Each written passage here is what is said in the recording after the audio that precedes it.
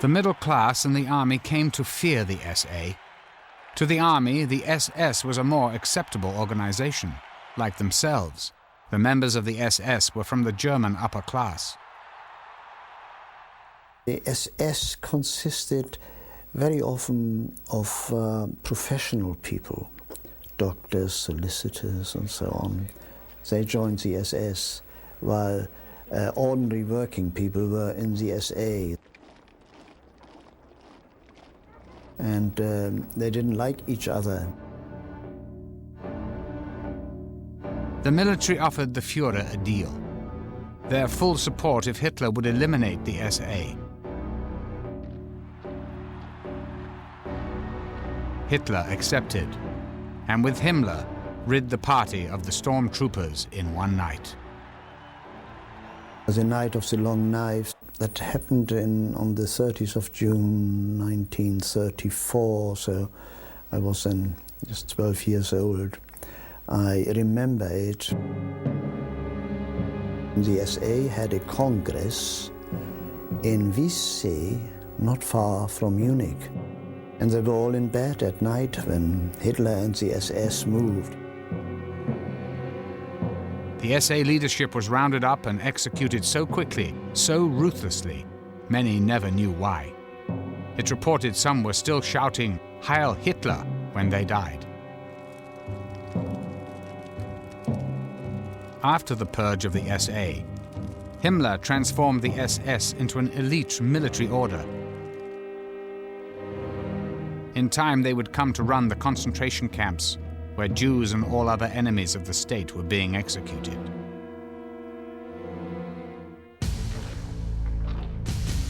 But Himmler's vision of the SS was not yet complete.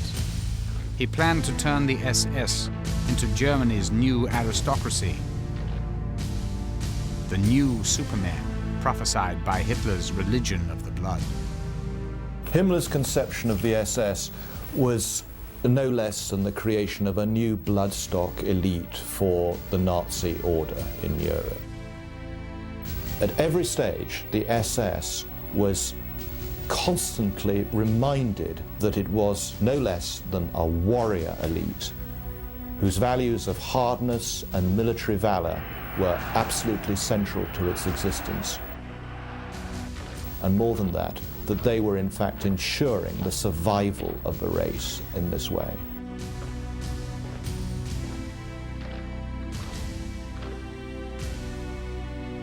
Himmler was born a Catholic, but by the time he met Hitler, he was already a confirmed occultist. It's difficult for us afterwards to equate this man, who certainly believed in a God, and to link him up with a man who was master of the killing machine in Germany. But actually the two things, of course, are linked, because what he was trying to do was to root out the forces which he believed had corrupted Germany and get back to their pure-blooded forefathers. Himmler brought a range of unlikely influences to his design for the SS, including the Hindu religion. During the war, he reportedly traveled with a copy of the Bhagavad Gita, a holy book from the Hindu religion. It tells the story of a great battle on the field of righteousness between the forces of good and evil. The Hindu belief in reincarnation and its rigid caste system appealed to Himmler. It was a perfect model for a Nazi warrior elite which would rule the world. Historians now say that Himmler was convinced that he was the reincarnation of King Heinrich, a German leader from the Middle Ages who stopped the Slavs from invading Germany. As the Nazis prepared to march on Eastern Europe, Himmler believed he was on the path to realizing his karmic destiny, that his SS had returned to the fatherland to fight a similar holy war. On the night of July 1st, 1937, to mark the millennium anniversary of King Heinrich's death, Himmler staged a sacred reburial rite at Quedlinburg Cathedral, the original location of the great king's castle and the site of his tomb. Accompanied by solemn music, Himmler and a group of high-ranking SS officers led a torch-bearing procession to the candlelit crypt. There, he led them in prayer and meditation.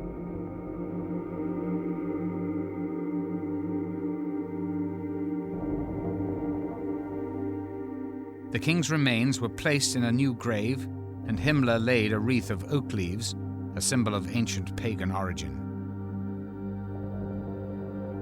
He eulogized the man he believed he had been in a past life. As the sarcophagus was sealed, he pledged to fulfill the king's mission of conquering the lands to Germany's east.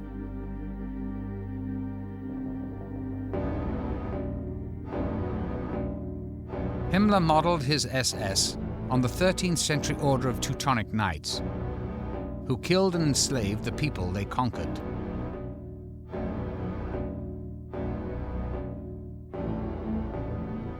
The parallels with Nazi Germany's own practices were unmistakable.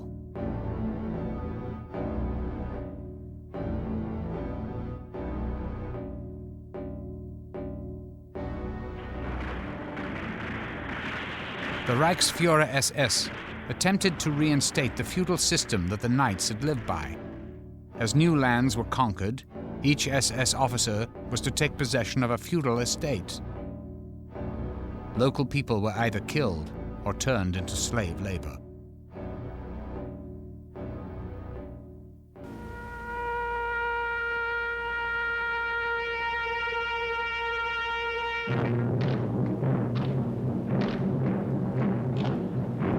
Like the Teutonic Knights, Himmler transformed a series of ancient castles into SS training schools that were both military and religious centers.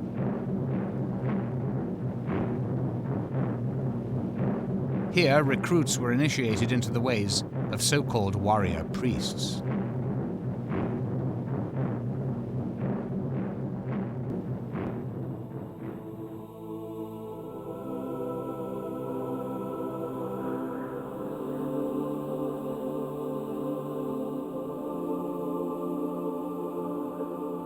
In 1934, Himmler chose Wewelsburg as his personal castle. It became a sacred center for the inner core of his elite SS knights. Himmler chose Wewelsburg because he was told by his occult or spiritual advisor that this was going to be the magical strong point of German resistance to a great army from the east.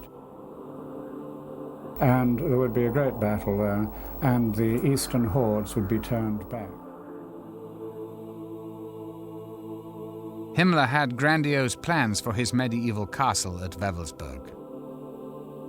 But this required a prodigious workforce. To assure an ample supply of slave labor, he built a concentration camp nearby. From 1939 to 1945, 4,000 prisoners worked on Himmler's castle. Nearly a third of them died while working on it. When one looks at the plans and memoranda, and indeed the miniature models that were laid out of how the Wewelsburg would ultimately rebuild, it indeed looks like the Holy City in Rome. Wewelsburg is built in the shape of a triangle with 3 corner towers. Around this basic design, Himmler had plans to build a large colony. The village would have been demolished and cleared, and they would have created a huge site with interlocking spaces, barricades, other turrets, and circular curtain walls sweeping over a vast area, creating no less than a kind of SS Vatican.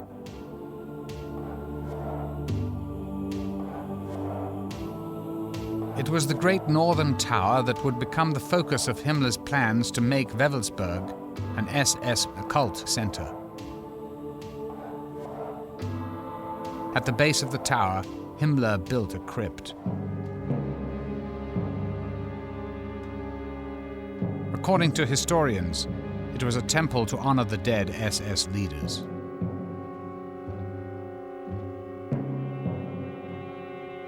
The vaulted ceiling created an eerie acoustic, and in the middle of the well would have burned a kind of holy fire.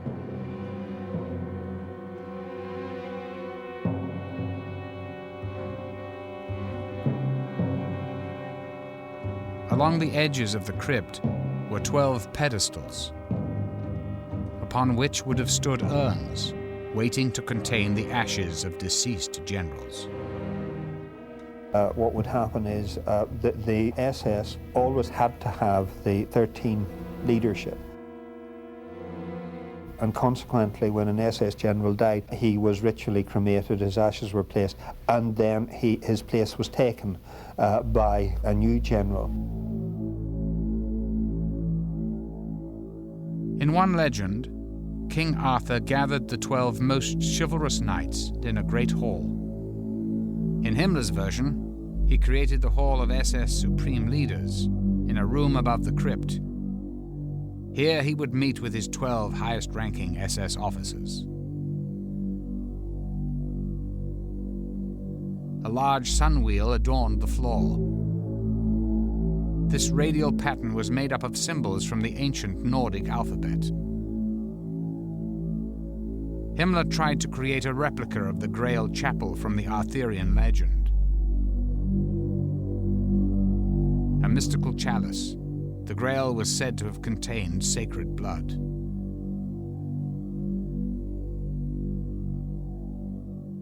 Himmler saw the Grail as an object of immense esoteric or occult power, and he believed that if he possessed this physical object, that the war would be won with great ease. To Himmler, the sacred blood of the Grail legend was pure Aryan blood. He believed it possessed a magical quality. His closest advisor on Grail lore was archaeologist Otto Rahn. Also obsessed with the Grail legend, Rahn believed it was hidden in the caves of southern France. Himmler was drawn to Rahn's knowledge of the occult and his lifelong pursuit of the Grail. Once in Himmler's inner circle at Wewelsburg, Rahn would continue his quest for the Holy Grail, only now as a knight of the Nazi Party. Himmler personally funded Rahn's expeditions, several of which concentrated on the area around Montségur in southern France. There stood the site of the great fortress of the Cathars, the heretical sect accused of devil worship and wiped out by the church in the 13th century. And there was a very strong tradition, as indeed there still is, that the Cathars had possessed the secret of the Grail, and that just before the castle of Montségur fell, the 3 knights of the Cathar order escaped over the walls and took something with them, something of great value. Tradition later said that this was the Grail, or that it was the secret of the Grail, and that they hid it in the whole warren of caves. Rahn's expeditions also took place in Germany. A letter on file from Rahn to SS headquarters suggests that he believed he was close to realizing his lifelong dream. To bring my work to a successful conclusion, I must personally inspect the sites. First, I have to go to the Wildenberg ruins, the German castle of the Holy Grail. There are currently digs underway. Heil Hitler.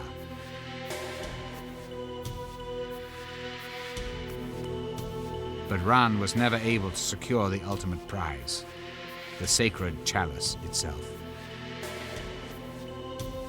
In 1939, Otto Rahn mysteriously resigned from the SS.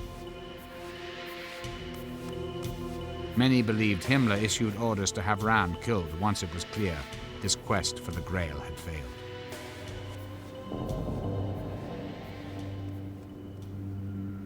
Two months later, he was found dead in the Austrian Alps. The cause of his death remains unexplained.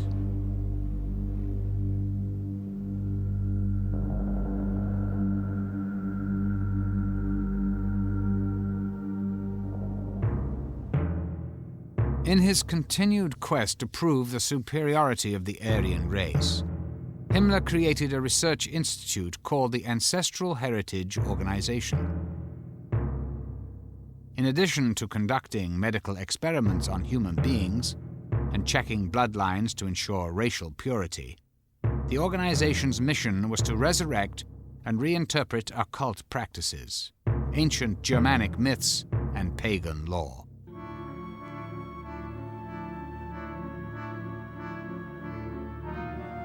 This Nazi film shows one such ritual, young girls dancing around the Nordic pagan symbol of war and divine order. To control all occult knowledge, Himmler confiscated the libraries and artifacts of any occult society that was not associated with him. This included secret societies such as the Freemasons, who the Nazis believed were an occult organization created by the Jews to conspire against the Germanic people. While Himmler suppressed certain occultists, he also advanced the careers of others, such as Karl Maria Willigut. In Willigut, Himmler believed he'd found the key to popularizing the ancient pagan tradition in modern Germany. The mystic became a high-ranking SS officer and one of Himmler's prized possessions. Well, the interesting thing about Willigut is that he is really perhaps the leading example of an occultist in the immediate circle and service of Reichsführer SS Heinrich Himmler. Willigut believed he was a direct descendant of the Norse god Thor. Copies of his papers, found in Himmler's personal file, reveal that Willigut believed he possessed extrasensory powers.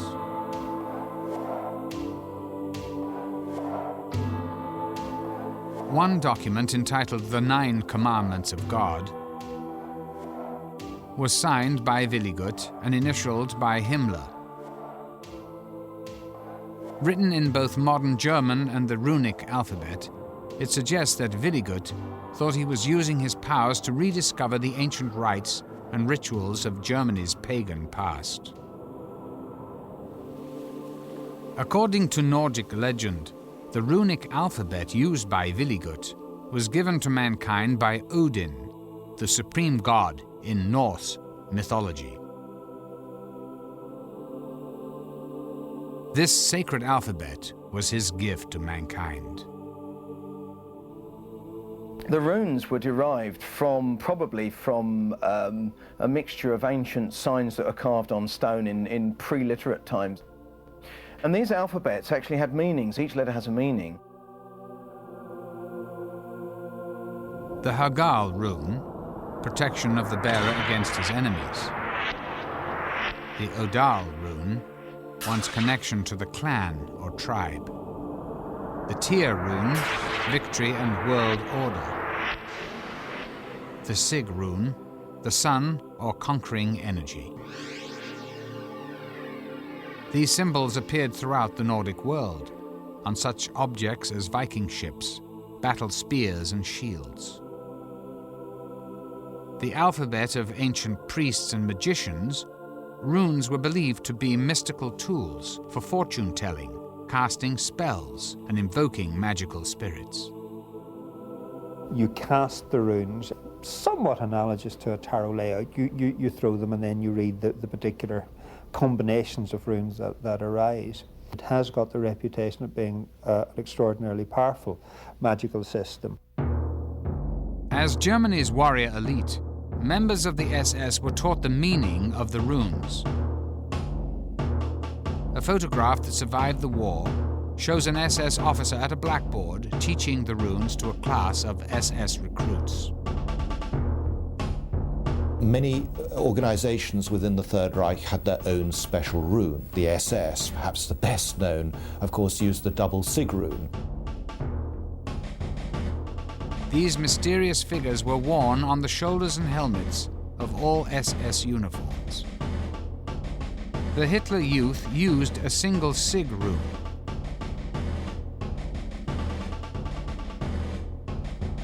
These ancient mystical symbols were seemingly everywhere.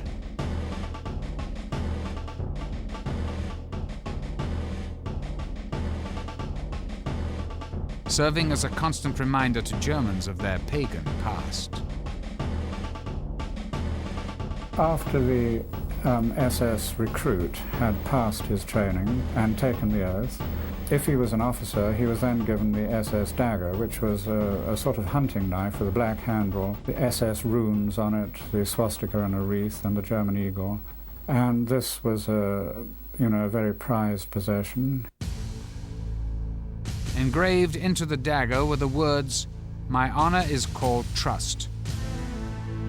SS men received the dagger in a solemn ceremony. Every member of the SS wore the SS signet ring. But for his inner circle, the elite of the elite, Himmler personally handed out the Death's Head ring. A former high-ranking SS officer, Wilhelm Hertel, still remembers the ceremonious occasion. The ring was engraved with your name, mine, for example, to my dear Hertel, Heinrich Himmler. That was inside the ring, around a death head. That was supposed to symbolize the close connection to the SS and to Himmler.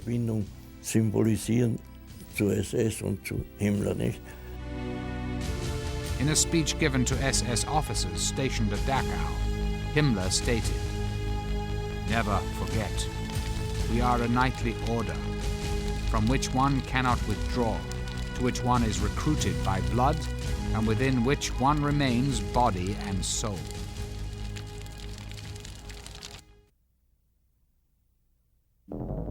Borrowing from Germany's pagan past and his own Catholic upbringing, Himmler invaded SS family rituals from the moment of birth. One picture we have which shows a full tableau of such a sort of Nazi or Hitler shrine for the purpose of baptism of infants. An SS altar, in place of a crucifix, a picture of Hitler, and the babe would have been presented, if you like, into the community of Germanic warriors through this kind of tableau. The marriage ceremony also became an SS ritual. Mimicking ancient Germanic tribes, SS officers took on the role of the clan leader who presided over marriages. Himmler himself officiated at one such ceremony. This rare footage shows one of his SS officers marrying Gretel, the sister of Hitler's mistress, Eva Braun. Rings were exchanged, as well as bread and salt, the ancient pagan symbols for the fertility and purity of the soil.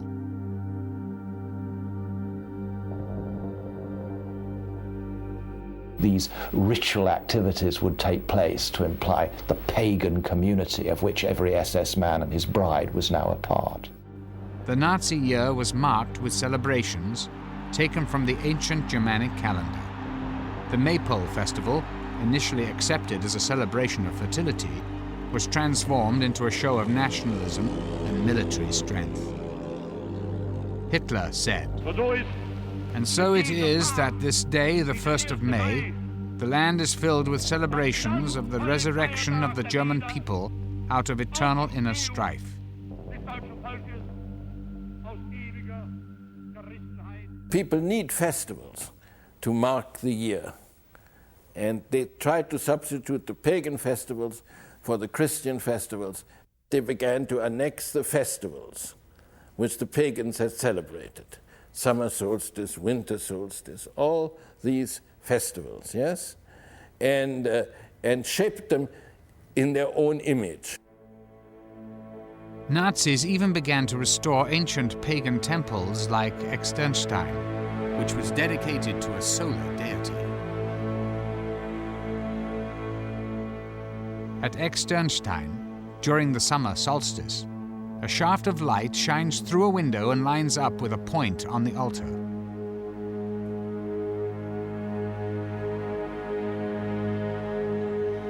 While Externstein was considered a holy place for Germanic tribes, it is far from unique among ancient temples in tracking the sun's movements. Himmler was convinced, however, that it was proof of the superior intellect of prehistoric Germanic priests. In Nazi Germany, the festival at the summer solstice would be turned into a fascist rite. Traditionally, summer solstice festivals were a celebration of life and of the sun's powers.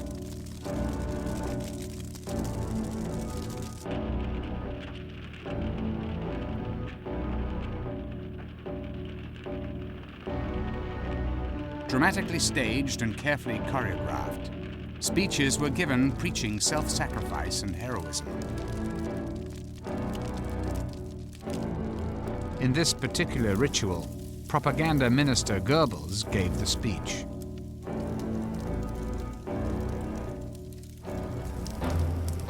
In ancient times, the bonfire represented the ritual relighting of the sun. In Nazi Germany, they were tributes to the Führer.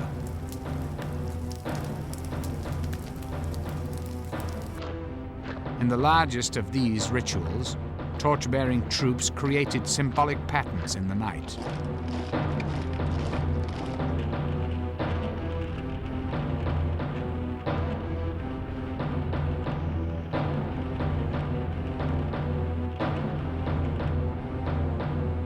At the end of the year, the long night of the winter solstice honored Germany's dead. Himmler explains in his Dachau speech, "The winter solstice is not just the end of the year, but it is also the festival on which one thought of the ancestors and of the past, on which the individual is clear that he is nothing, an atom to be wiped away at any time, while linked in the eternal chain of his lineage by a true humility." The full calendar of rituals culminated with the rally at Nuremberg, where the vows between party and people were renewed year after year.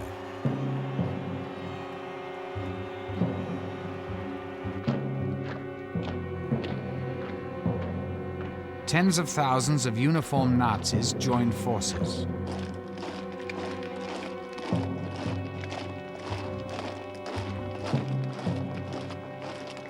The week-long rally was orchestrated to sweep people up in a spectacle of sheer power.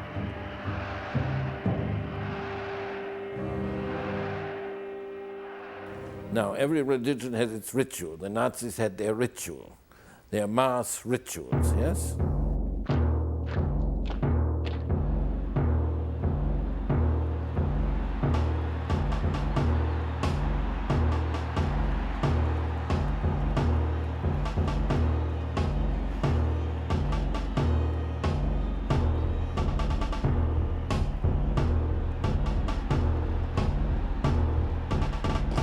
And what did it give to people, these mass meetings? When the merchant leaves his lonely shop, yeah, and joins in the crowd in action, then he feels one, and he's happy, one with the others, and he's happy. He's lost his loneliness. Oh, it was great to go to a rally. All the uniforms, and there was an electric atmosphere already before it all started. There was singing going on, and then suddenly it was announced, der Führer kommt, the Führer is coming, and then we saw him walking up to the stage, and there was shouting of Heil, Heil, Heil, Heil.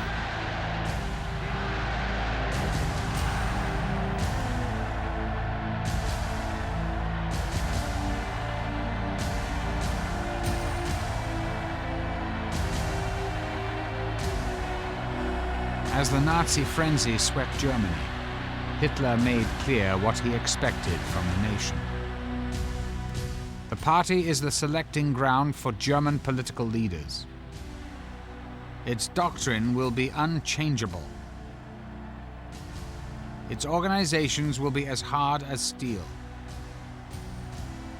Its total image, however, will be like a holy order.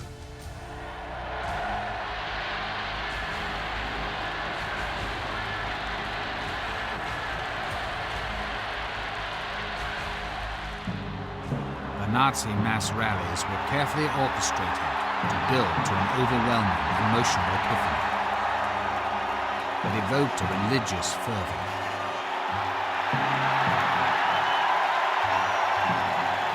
At the center of this ritual was Hitler.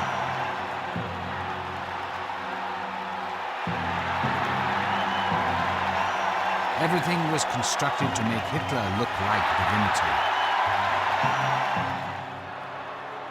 A messiah.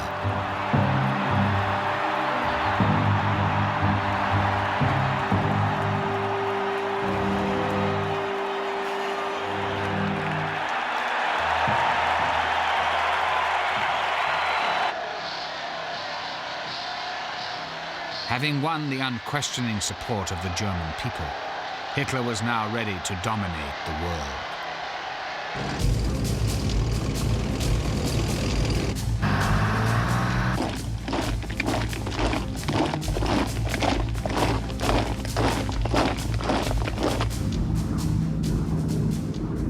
From the onset of the war in 1939, country after country fell to the Nazis. By the winter of 1942, however, the tide turned, and the Nazis began to experience what they thought was impossible: defeat. As the Nazi war effort grew more and more desperate, they expanded their use of the occult sciences, from research and ritual to a basis for making military decisions. Certain members of the German Naval Command became convinced that the Allies were already employing mystical forces to wage war against Germany. They believed that the British successes at locating and destroying German U-boats had been achieved through occult means, and that the best way to combat this was also by using the occult as a weapon. This led Himmler to establish a top-secret institute dedicated to the ancient occult practice of pendulum dowsing. Over maps of the North Atlantic, clairvoyants would swing an object suspended from a string, attempting to locate the position of Allied convoys.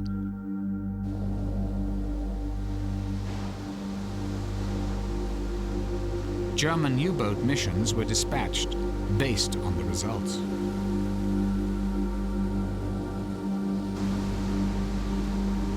In this letter written by Himmler, dated January the 12th, 1943, he refers to dowsing research and training having made great progress during the year.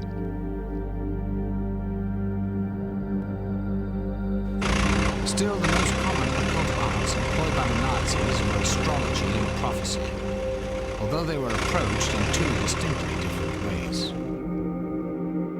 Rudolf Hess and Heinrich Himmler genuinely believed in the occult and used it for making political decisions. But Joseph Goebbels, head of the propaganda ministry, wanted to use the occult purely for propaganda purposes, to manipulate people and undermine Allied morale.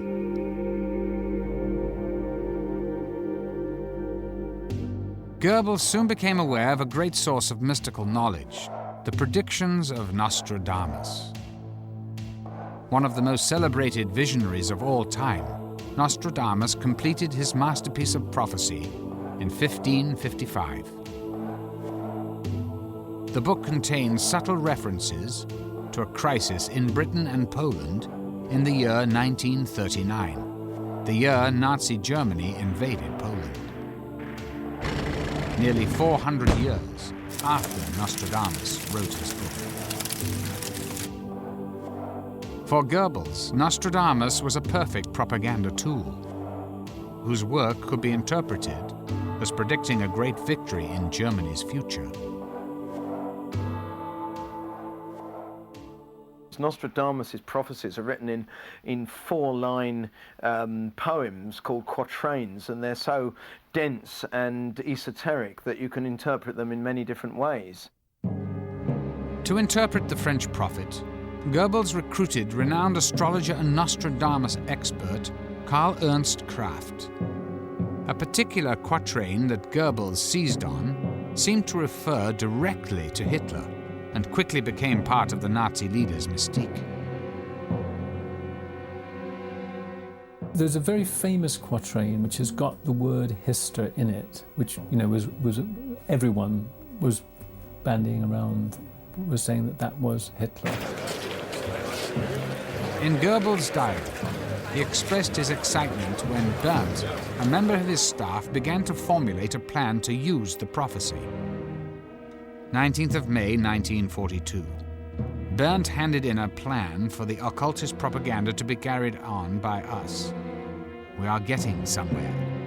The Americans and English fall easily to this kind of propaganda.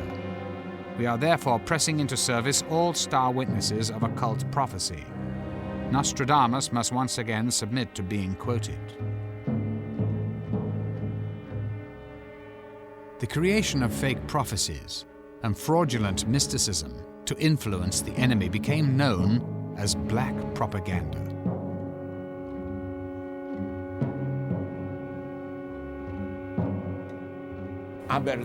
Yes, they made up a flyer of the Nostradamus prophecies and threw them all over France, that France would be destroyed if it did not capitulate.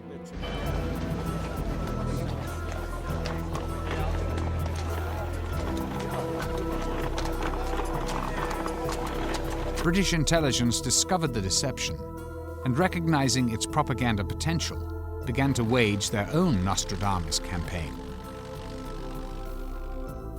The British actually picked up on this. They produced a volume of 50 fake Nostradamus prophecies which forecast British victory on the war. Just as the Nazis had flooded France with fake Nostradamus prophecies, the Allies smuggled their own black propaganda into Germany. The black propaganda campaign in England soon took a new turn with the arrival of Hungarian Jewish émigré and astrologer Louis de Vol. Recruited by British intelligence, de Vol was assigned to work with master counterfeiter Elik Howe. And Elik's great skill was as a forger. I mean, forging documents, forging magazines, forging Nostradamus quatrains. Howe and de Vol decided to create a counterfeit version of Germany's leading astrological magazine, Zenit.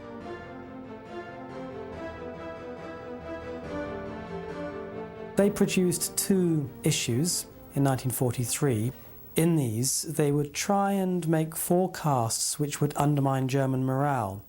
They would, for example, say, watch out for June the 30th. It's the anniversary of the Night of the Long Knives. Now, the purpose behind this forecast was to somehow plant in the minds of the Germans the fact that the SS might now be disloyal to Hitler. But Howe's masterstroke came with a so-called special edition of Der Zenit, dated April 1943.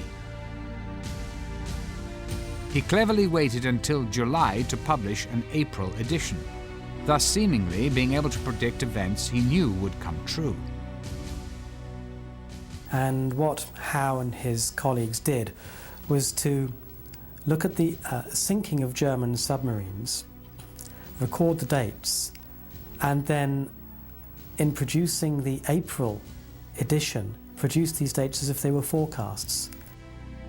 British intelligence believed that if these predictions were picked up by the crews of German U-boats, the result would be a loss of morale and possibly even mutiny. The British counterfeit Der Zenit, however, contained one glaring error. They incorrectly titled the magazine Der Zenit instead of the actual title, Zenit. Astrology and espionage would soon collide again, in what is still considered by many to be the most bizarre incident of the Second World War. When Rudolf Hess, the deputy Führer and one of Hitler's closest friends and advisors, made an astonishing solo flight to Scotland. Hess's idea to make the flight began with his belief that the British, a Nordic race, would be made sympathetic to the Aryan cause and could even be persuaded to side with the Germans if only Churchill could be overthrown. One of Hess's mentors, Karl Haushofer, reinforced this idea by telling Hess about a dream he had. In it, he saw Hess walking through a Scottish castle with tapestries hanging from the walls, bringing peace between Germany and Great Britain. In addition to prophecy, astrology would also come to play a role in Hess's decision to make the flight. Rudolf Hess, along with Himmler, was probably the leading Nazi, most interested in astrology. He accepted it totally. Astrologer and close friend Ernst Schulte Strathaus cast a horoscope for the deputy Führer that revealed an auspicious arrangement of the planets. On May 10th, 1941, there was a particularly powerful astronomical lineup. Basically, there were 6 planets in Taurus and a full moon exactly on the opposite side of the zodiac in Scorpio. And according to astrological tradition, when you get such a lineup, you'll get a major shift in global affairs. And therefore, it was fair to assume that May the 10th, 1941 could provide the turning point in the war. There has always been some doubt whether Hess flew to Scotland based upon astrological advice. However, recently discovered documents written by Hess from prison in England include a letter to his mother. In it, he asked her to have 2 documents notarized: a record of Karl Haushofer's dream and the horoscope cast by Schulte Strathaus.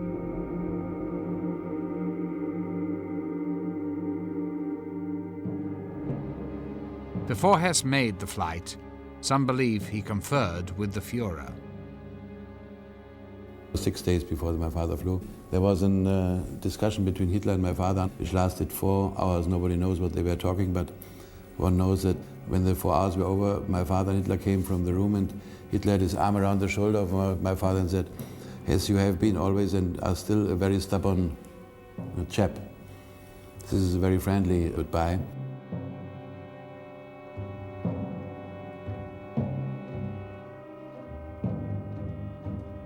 Whatever words passed between Hitler and Hess at 5:45 p.m. on May the 10th, 1941, Hess climbed into a Messerschmitt fighter and set off for Scotland.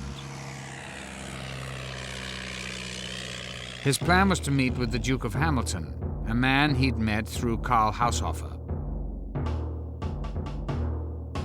Hess hoped to use the Duke to bypass Churchill and attempt to make peace directly with the King of England. Having written the Duke several letters in advance of his mission, Hess was expecting a warm welcome. But the letters that he sent my father were, of course, all intercepted by the Secret Service. Instead of a greeting party, when Hess entered British airspace, he was shot down by the RAF and forced to bail out. He hurt himself getting out of the aircraft, certainly hurt himself on landing. He wanted to be captured, and he thought that he could be taken straight to see my father just by saying that he wished to see him. Hess was discovered by a Scottish family, shown here on their farm where the plane crashed. Hess claimed to have a very important message for the Duke of Hamilton, but at first they refused to believe that the man who had parachuted into their field was the Deputy Führer of the Third Reich. My father was told that a German pilot had landed and was asking to see the Duke of Hamilton. My father went and saw the prisoner, who introduced himself as Hess. It was quite amusing because my father went to see Churchill. and was taken in to see the great man who was about to relax and watch a Marx Brothers film that evening.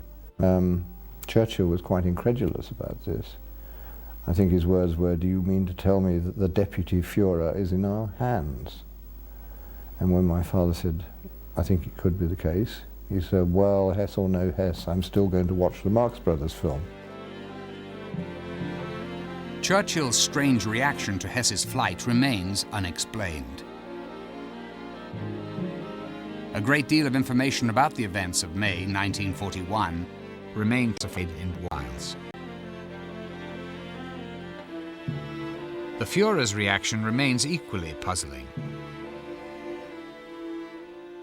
Well, Hitler's reaction to Hess's flight was one of his major acting performances. He made a tremendous performance of surprise, shock, horror, and everything else. When it appeared that Hess's mission had failed, of course, then all the propaganda came out that Hess was a lone madman. He did it on his own, and he was a bit, you know, a few cups short of a tea set. Hitler blamed the entire Hess affair on the advice of Hess's astrologers. In response, the Nazi propaganda ministry issued an edict called Action Hess that forbade the public practice of any occult sciences, including astrology. The result was a further clampdown on the activities of astrologers, who were eventually all rounded up in the Action Hess a month after Hess's flight. They arrested all the prominent astrologers that they knew about and took them away for interrogation. Karl Kraft, the man who provided Goebbels with the powerful reinterpretations of Nostradamus, as well as strikingly accurate astrological predictions, would suffer the ultimate punishment, according to a former colleague. Edward Kalik was a political prisoner who became friends with Kraft during their time in a concentration camp together. He said, "Edward, you will survive, but they will kill me because I know too many secrets." He went to Buchenwald and he said, "They will kill me there." And he was killed there. Und war dort ermordet. The astrologers who were arrested under the Action Hess were treated in different ways depending on their use to the Reich. Those already working for Himmler were released immediately and allowed to continue their work. During this time, Himmler came into contact with one of Germany's leading astrologers, Wilhelm Wolff. He was arrested along with all the other astrologers. Wolff himself says that he used to tell his guards about their horoscopes. Wolff then started casting horoscopes for General Schellenberg, who was head of counterintelligence under Himmler. Walter Schellenberg was the chief of the political secret service, which was part of the SS. He was my chief and my friend. Schellenberg did not believe in astrology, but he made use of it. When Schellenberg wanted to discuss some matter with Himmler, he would explain that an astrologer had predicted this matter.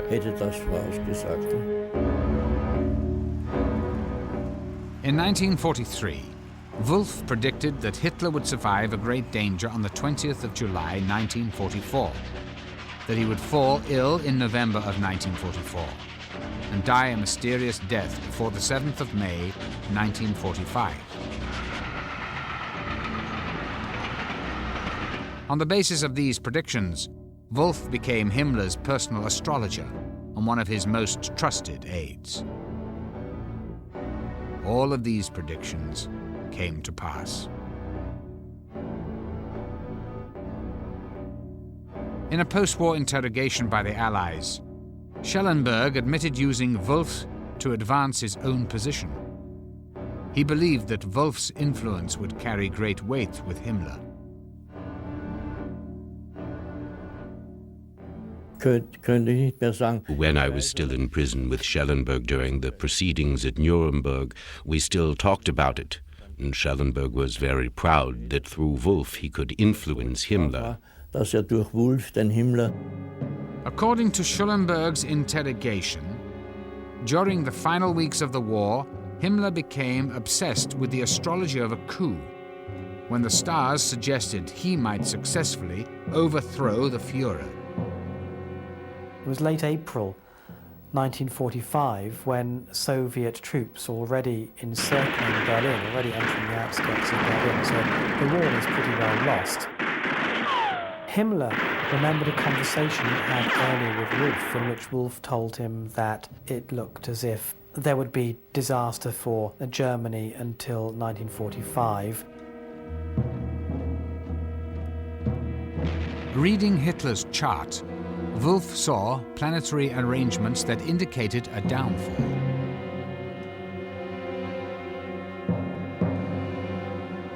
Wolf and Schellenberg continued to urge Himmler to overthrow Hitler and install himself as the leader of the waning Reich.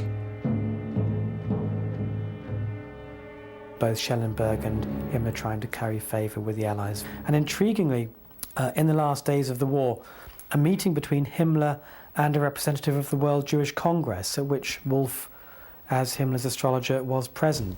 Himmler apparently agreed that there should be no more exterminations of Jews.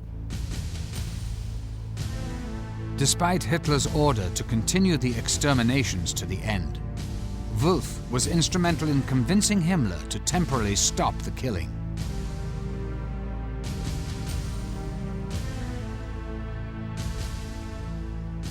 Having taken this action, it appeared that Himmler was ready to launch his coup. But ultimately, his fear and loyalty to the Führer prevented him from seizing power.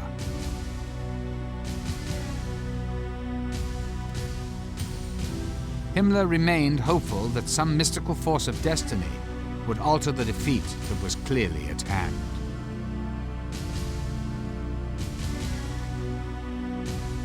Himmler was also very interested in historical parallels between the situation in the mid-40s and previous historical periods.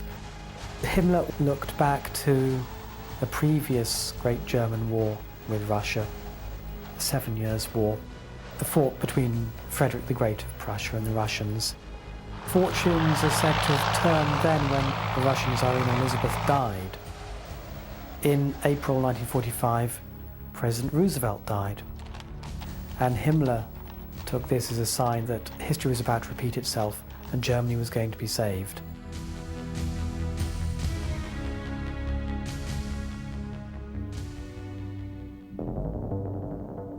Two weeks later, Goebbels and his entire family descended with Adolf Hitler into the Führer's private bunker. On April the 30th, Adolf Hitler and his bride Eva Braun committed suicide. Goebbels poisoned his 6 children, then shot his wife and himself. Dressed as a common German soldier, Heinrich Himmler almost managed to escape. He was arrested by the British, but during a physical examination, crushed a cyanide capsule he kept in his mouth. At 11:04 p.m. on the 23rd of May, the Reichsführer, who had summoned occult forces in the service of Aryan glory, was dead. In November 1945, several top Nazis were brought to trial by the Allies at Nuremberg.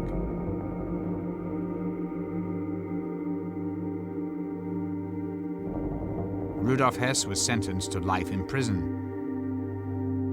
He died there at the age of 93. Occultist Alfred Rosenberg was found guilty of crimes against humanity and hanged in October 1946. The Third Reich, which was to have lasted over 1,000 years, ended after only 12.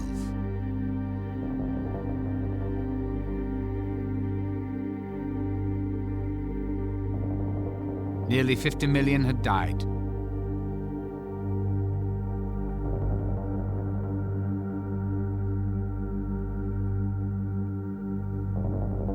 Ironically, among them were the first generation of Hitler's so-called master race, who were to father further generations of Aryan supermen.